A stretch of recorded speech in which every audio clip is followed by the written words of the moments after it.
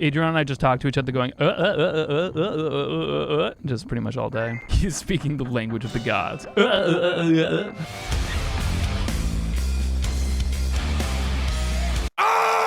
I got a new controller. It's really cool. It's like a half black, half gray. I got it from Puncation. What's cool about this controller, this stick is apparently like slightly better. If I can't PB with this controller, I can't blame the controller anymore. Because this is like probably the best controller I can get. Okay. Let's do it. I'm like 8 years old again, feeling the magic of a new Nintendo 64 controller. It feels so good just having a controller that responds to that, like, that slide down. The way you want to do that is you want to fire 3 eggs along the bottom, like left to bottom left notch. And if the controller stick doesn't feel good, it's not a fun experience. But when the controller is good, I get it every time. Okay, that was the weirdest note grab I think I've ever done there. Yesterday, Adrian and I had our 5-year anniversary. Posted a picture and Corone responded to it with the Patrick with the hearts above his head. We screamed. Do your best Mumbo impression? Okay. Ekum bokum. My Christian dad, in his Christian Twitch channel of family friendliness, he's coming into my channel saying boobies off, implying the existence of detachable boobies. I guess anything's detachable with enough surgery, but once you hit puberty, your boobs become detachable. I'm not sure if that's true, but I don't have boobs, so I really can't weigh in. If I had boobies, what would I do with them? I would swing them around like helicopters. Go. Boobies don't do that outside anime. Listen, I think they do that, but just not very, I'm just sure it's not very comfortable. Okay. I'll try one more. I'm the chaos person, the TRG chaotic person, but we were in here, we were talking about like depression, serotonin, my wholesome anniversary with my girlfriend, and Steven, my father, comes in here and gets my whole chat all riled up about boobies. Just saying. I am 6 feet. That's probably like one of my favorite moments from this year. Was the one troll who came in and he was spewing death threats and stuff, like trying to say that because he's 6 feet, he'll fucking kill you or kill me or whatever. But he forgot, he pressed enter before he said feet. So he said, I will fucking kill you. I am 6 feet. All right, you guys ready? You guys ready to do this? Let's fucking do this. I definitely don't think games should be $70. What about making more profits while treating devs the same? The more money that they get for their games, traditionally you see more mismanagement of funds. The workers need to be paid more and the funds need to be managed better. Games don't need to be $70 to make that happen. Developers need to be given better hours, better timelines, better wages. Money needs to be managed better. Some people actually believe it, that games need to be $70 to pay the devs better. At a certain point, there needs to be a little bit of a give where the people, CEOs and stuff, and the people running like wages and stuff need to manage better. Then people are like, oh, inflation, but raising a game $10 on top of an already $60 is insanity at the scale of what inflation is. Game devs, you know, the people doing the work, they definitely deserve more money and better, reasonable, ethical hours, but the answer to that is not throw more money at the people who are making that a problem, you know? Yeah, a lot of people in the game industry have to do that, especially voice actors. They have to be part of a union and to be able, like, there's like, you know, union gigs where like you can't work on a certain game unless you're in the union. And I mean, I think unions have their place, but I don't think that unions solve all problems. It's an easy thing to just say, to be like, oh, if you just unionize them, it'll be great. Nope. A little bit more complicated than that. I was waiting for a sale anyway.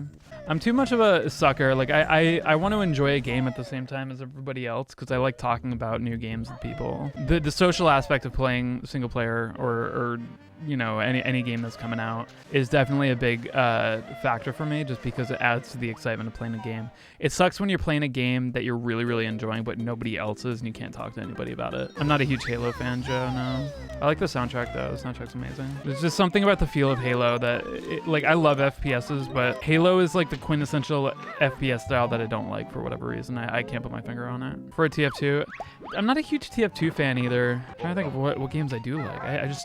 Maybe I'm not a gamer. I don't like any games. I just like Banjo. Doom is okay. I get very fatigued by Doom. Doom is a very fatiguing game. Like the first few hours of Doom is like bliss, but eventually I just kind of get overwhelmed.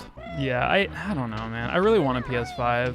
I really do want to blow vape smoke into an Xbox, though. That's probably gonna be my game of the year, blowing vape smoke into an Xbox. Have you guys seen like they put like the ping pong balls on it and they float or whatever? Like, that's pretty fucking sick. The Xbox says that they don't want you to blow vape smoke into your Xbox, but really, that's the Easter egg. You got to blow the Mountain Dew and Doritos flavor vape directly into the Xbox. It registers that flavor and says, thank you so much. You have now been branded as a gamer. And then it puts out a huge cattle branders, brands you right on the fucking ass cheek with the Half-Life symbol.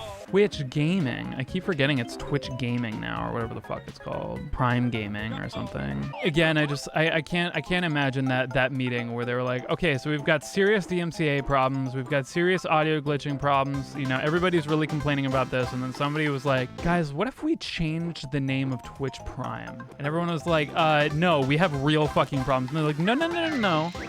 Change the name of Twitch Prime. And then everyone went, well, when you put it that way, I guess we have no choice. Luca, thank you so much for the raid. Erotic glasses. Steven sent us boobies, and then Luca sent us glasses. There's something backwards happening here. Why are the glasses erotic? I think glasses can be erotic, you know, that have that like librarian feel to it. I definitely, like, that's an aesthetic that I definitely understand. Like, there's a lot of weird fetishes that I'm just like, yeah, I don't really get where that comes from. It's just not something that I understand. But the librarian thing, I get that. That one I get, for sure. Teachers with the glasses. No, I totally, yeah, I'm there. I'm here for it, for sure. Adron and I have just started resorting to communicating to each other in Corone's impression of banjo talking. Adron and I just talk to each other going, just pretty much all day. He's speaking the language of the gods. Yeah, I've thought about playing Glover only because I've never actually played Glover, and it might be fun to try to do a speed run of a game I've never played before. The guy who usually runs Half-Life at GDQ, he's been on record of saying that he's never actually played Half-Life casually. I think that's interesting because, you know, I think a lot of people like feel like there's a certain way you're supposed to do it that's kind of baseless. I mean, I'm definitely one that like somebody that like I definitely like going against the grain with a lot of things like that. You know how people say like you should read the book before watching the movie? I'm like pretty much 100% against that. I think you should read a book after you watch a movie because it kind of provides more context of something that you may or may not know you like already. Like anytime you ever like read a book and then watch a movie afterwards, you're always let down because they have to take stuff out to make it fit that. But if you watch a movie, like imagine watching Game of Thrones and then reading the book. It's just two really enjoyable situations, you know? But everybody's like, no, how could you even think about reading the book after the movie? That's just so backwards. Yeah, dude, Lord of the Rings, like reading after watching the movies, amazing. Like I'm glad I did that. I didn't get through the books. One day I'm definitely gonna get through all the books, but I've read like the first half of all three. Because I'm a piece of shit. You know, like Lord of the Rings books? They're definitely not for everybody. Movie before books for me was the James Bond series. Yeah, dude. My favorite Bond movie is GoldenEye. You know, I'm definitely colored by GoldenEye 64 and stuff, obviously, but I kind of stand by, like, other than Sean Conroy, rest in peace, Pierce Brosnan was my favorite Bond. I think Skyfall definitely, like Casino Royale was a fucking phenomenal movie. I would say Casino Royale was better than Skyfall in my opinion. Quantum of Solace was tough because it was a continuation of Casino Royale. So I feel like because it kind of had to be on the shoulders of Casino Royale, everyone kind of forgot about it.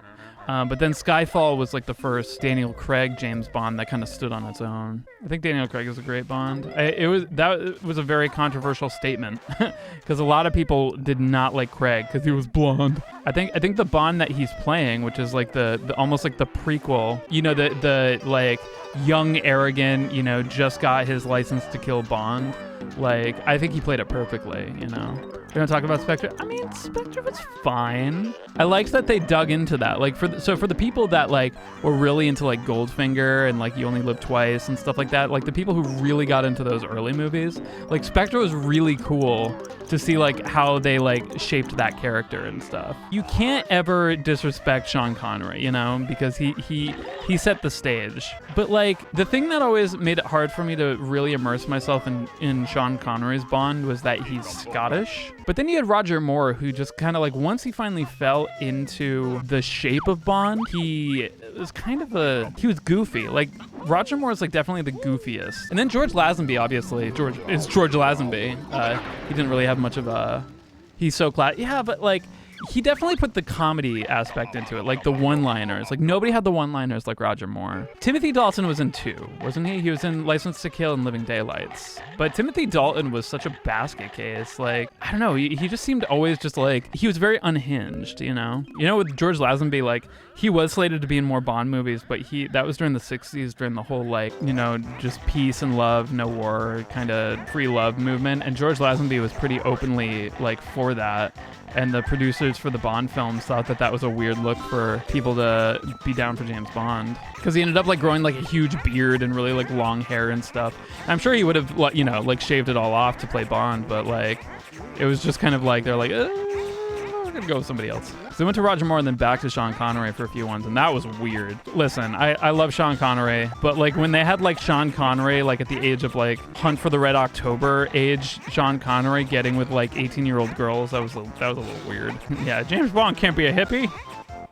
But my whole point with all of this is Pierce Brosnan, perfect. He's just like the perfect accent, the perfect style, the perfect humor, the perfect just look, the perfect like... Something about GoldenEye Bond was just like literally like exactly the character. I think Pierce Brosnan's the most immersive Bond. I don't mind the other Brosnan movies, but I definitely agree that GoldenEye was the strongest and the other ones are pretty weak. Well, see, like Remington Steele is all anybody really knew Brosnan for. So then when he was like up for grabs for Bond, like the producers really wanted him. They're like, you are James Bond.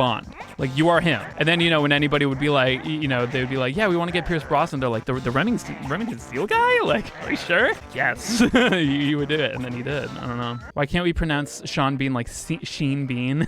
Sheen Bean, dude. Sean Bon. I like Sean Bon. Sheen Bon. Yeah, why isn't it that? Sheen from Jimmy Neutron was like literally me. Have you guys ever seen a picture of Crash Bandicoot and Sheen next to each other?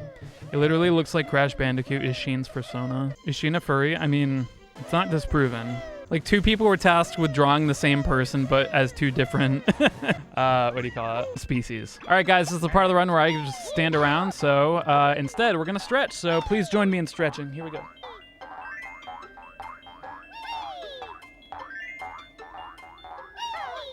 Can you imagine liking Banjo Kazooie, thinking this game is any good? I think the people who really didn't like Nuts and Bolts were the people that were expecting another game like this. But like on its own, Nuts and Bolts is a really, really fun game, it seems like. I still haven't played it. Nuts and Bolts, I think, is definitely a really good example of how expectation really drives whether or not a game is received well or not. Gotta focus here, gotta focus. I'm gonna get that note as regular banjo on my way over to the race. I did just say focus. That's when you're fucking and you gotta focus. It's focus. When you're about to nut and you gotta focus on that one time you saw your grandmother's vagina. Yeah, I can't take credit for that. That was Lyle's joke. No! Fucking! I can't. Like, if I'm 30 seconds behind and I fail a race like that bad, it's just, I can't fucking keep going, man. It sucks. One more. All right, here we go. With the route we're doing, we could pull a 215, but because I keep getting fucking cucked. We're running against, I think, 3 golds, right? So Freeze Easy, Gobies, and Click Clock with Winter.